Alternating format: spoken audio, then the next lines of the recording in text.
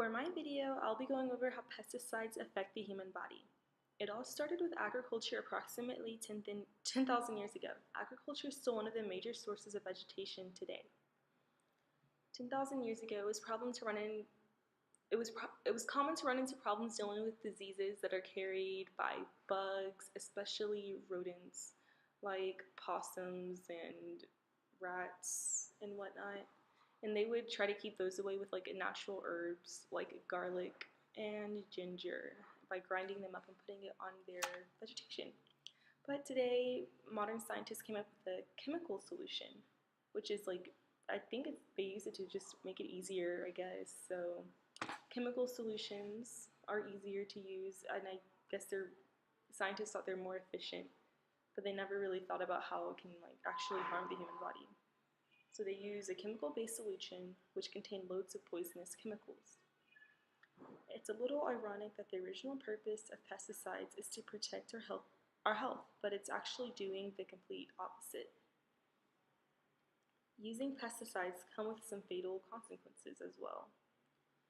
So when you buy pesticides, if you just go in the store and look at the ingredients, you'll see the ingredients in there are just like inedible, and they're using our fresh produce in the grocery store like apples and lots of vegetations and fruits, and they spray it with pesticides that people would eat. So you might want to avoid that by growing your own fruit and vegetables and using your own natural alternatives, which will be mentioned later in this video in like a minute or so. But pesticides are used widely within the United States and well, the whole world, but like especially the United States, since that's what I'm focusing on. And it's used everywhere.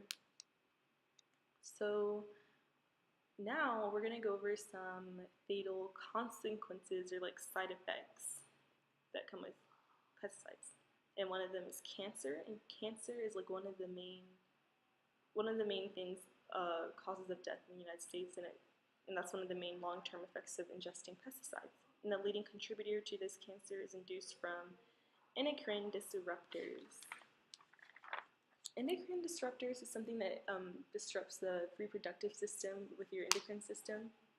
And so over 60% of pesticides contain chemical components that can potentially disrupt the endocrine system.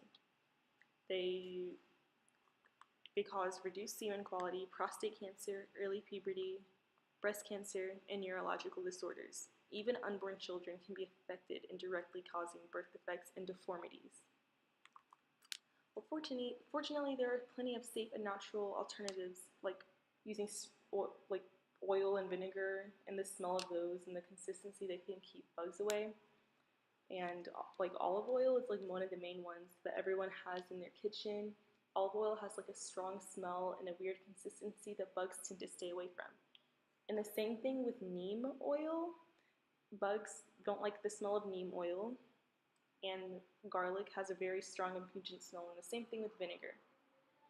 And what's the reasoning behind the support of using pesticides?